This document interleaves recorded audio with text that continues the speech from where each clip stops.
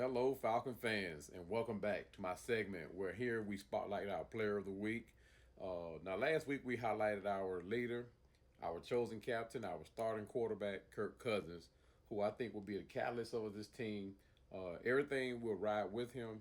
I personally think that he was and is the best candidate for us with this young team we have.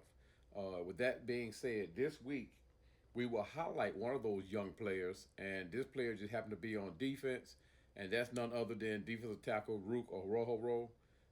At 22 years of age, 6'4", 294 pounds, pick number 35 in the second round out of Clemson. Ruke is my personal favorite to break out this upcoming season. It should also be noted that General Manager Terry Fontenot traded up to get Rook in the second round from Clemson, he sent a pick 43 and pick 79 in exchange for pick 35 and 186. The question is, what did Atlanta scouting department see in Orhorhoro? The Nigerian-born native was ranked as the 18th best overall player in Michigan. However, he was initially a basketball player who averaged a double-double in high school until he walked onto the River Roads High School football team as a junior. So he got a late start. He played as a defensive end in his junior and senior seasons, and amassed 13 sacks in his final year of high school. While he received offers from Michigan and Michigan State, he elected to follow the recruiting trail of then defensive coordinator Brent Venables. I think once he gets in and start getting his hand in the dirt, it's going to be hard to get Rook out of the game and or relinquish this position. I think he's going to actually take somebody's position. Like I said, I got high hopes for him. He's that one player I'm going to be looking for. Yeah, I know he's young and has a lot to learn, but I believe he's a quick study, and we're feeling nicely on this defense. He just had that go get it attitude. I don't know if you guys saw one of this press conference after one of the OTA practices, but what he said in that conference, I mean, it really did intrigue me. But when you have somebody like that that's ready to play, I mean, you have to say, okay, let's get this guy in as quick as possible and get as many reps in as possible. But back to Rook. Personally, he was born in Lagos, Nigeria. He attended River Rouge High School, came to the United States at the age of 9, and did not begin playing football until his junior year of high school in 2017. He played basketball growing up and averaged a double-double as a sophomore in high school. He had 3 other cousins who played college football, and I'm not going to try to pronounce these young guys' name, and I'm sorry, but Michael Aljameda out of Iowa, Mario Anjameda out of Michigan, and Ovi Ohofo. Guys, I'm sorry, I'm terrible with names, unusual names. And he went on to play at Notre Dame. And speaking of names, Rook's first name is one to behold. And I saw the video where he actually told the press how to pronounce it. I just can't remember it. But his last name, Oro, the H's are silent. So that's going to be an easy one. But his first name is one to behold. And he graduated with a bachelor's degree in sociology from Clemson, and he also added a master's degree in athletic leadership. While at Clemson, he played 5 seasons, 2019 to 2023. He played in 53 games. Now I want y'all to pay attention specifically to this stat. He played in 53 games. 30 of those games, 30 of those games he started in. He totaled 88 tackles. 39 of those were solo tackles, which is pretty doggone good. 25.5 tackles for loss, 12 sacks, and 9 passes.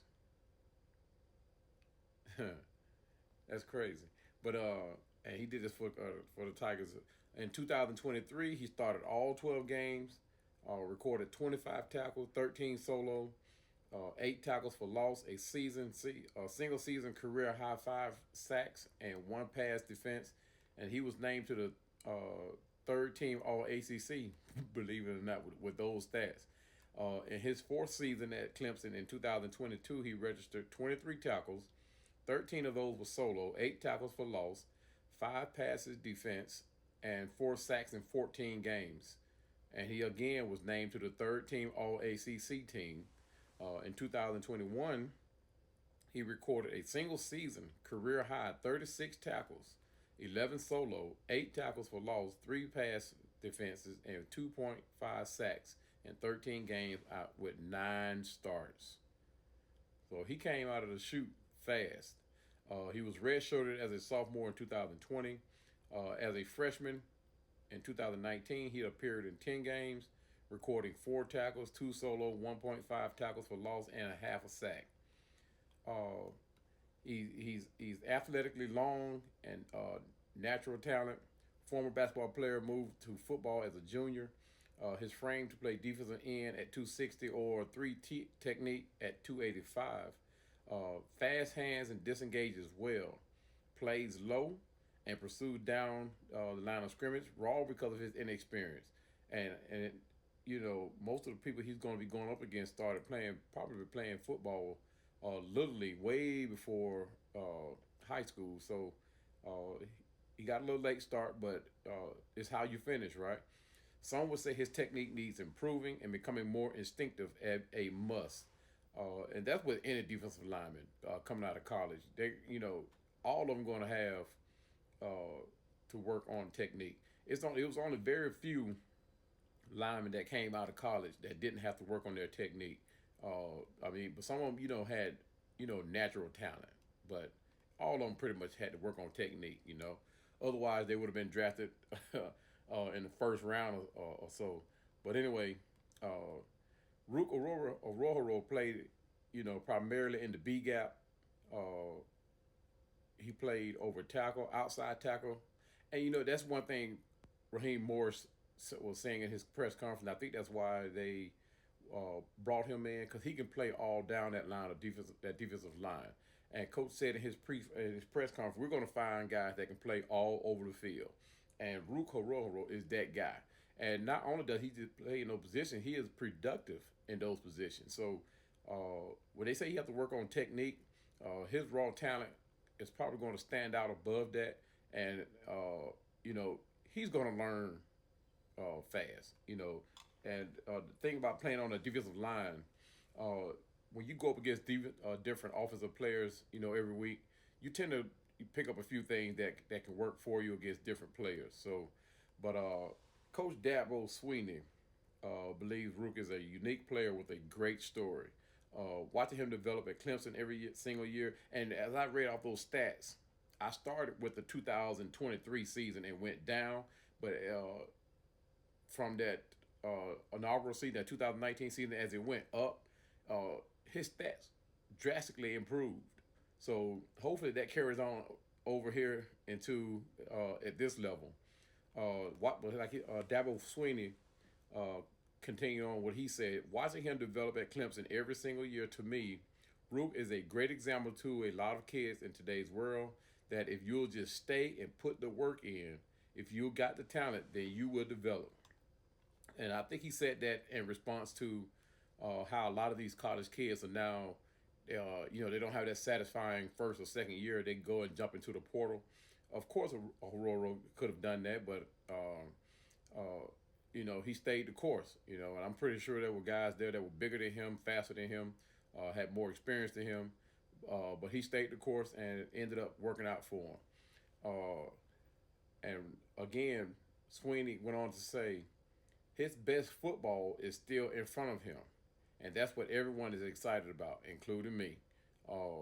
He's a guy I think will make an impact early on as a rookie. Ruke is a guy that I think everybody is in love with especially with his measurables.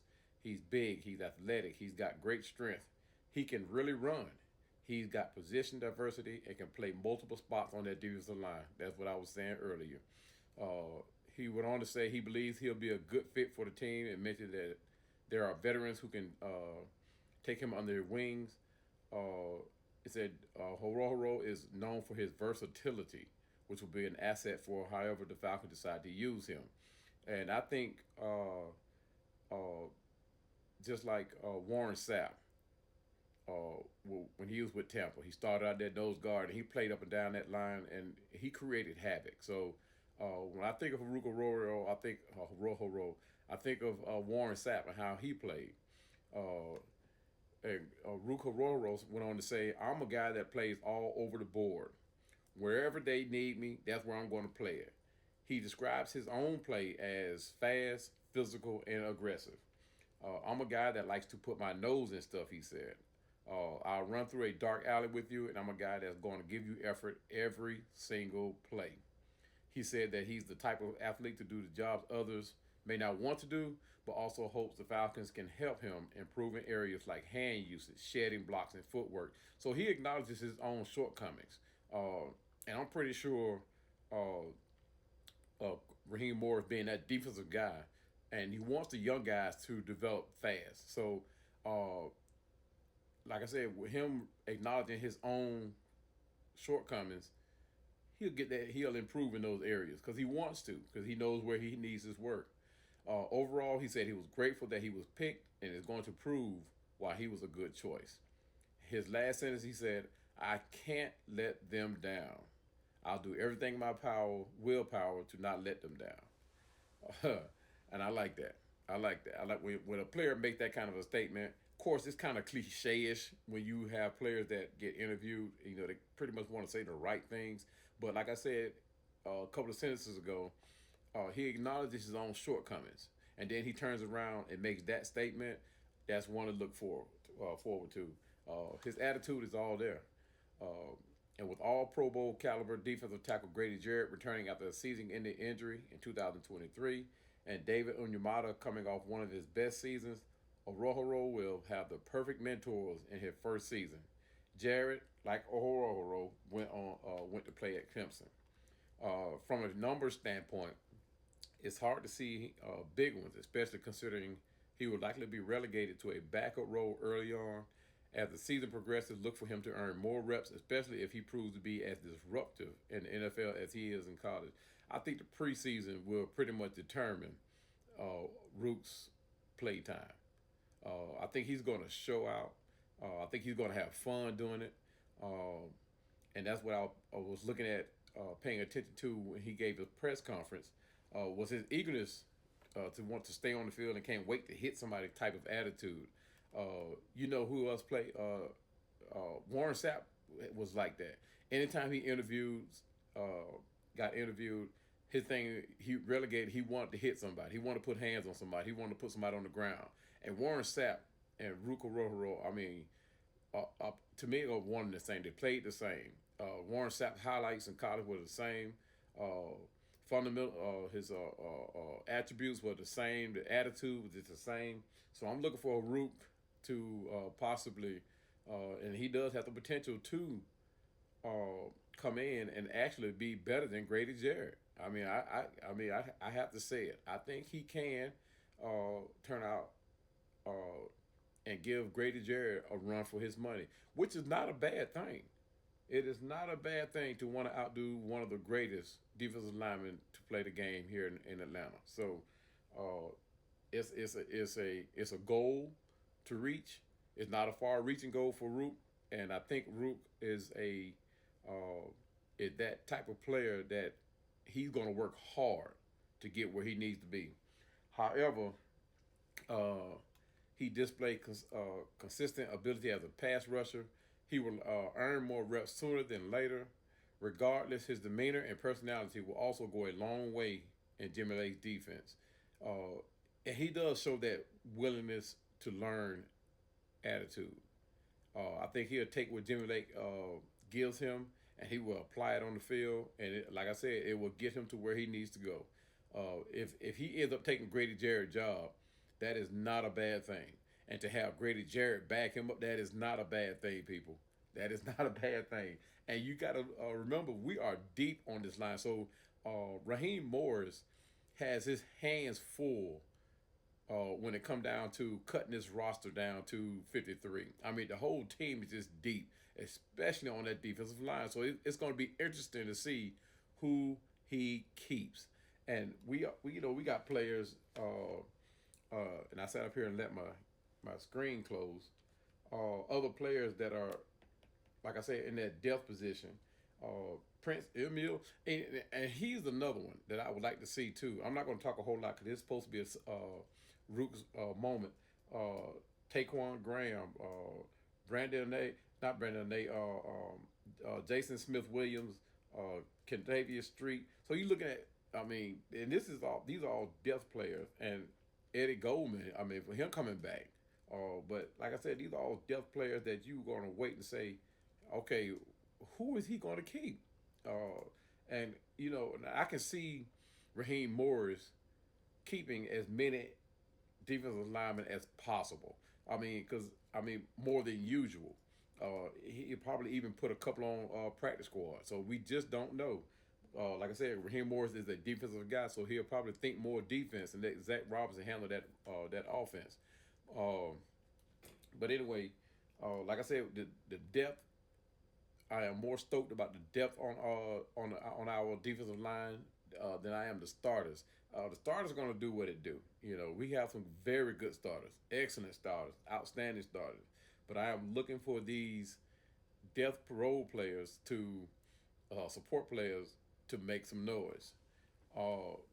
But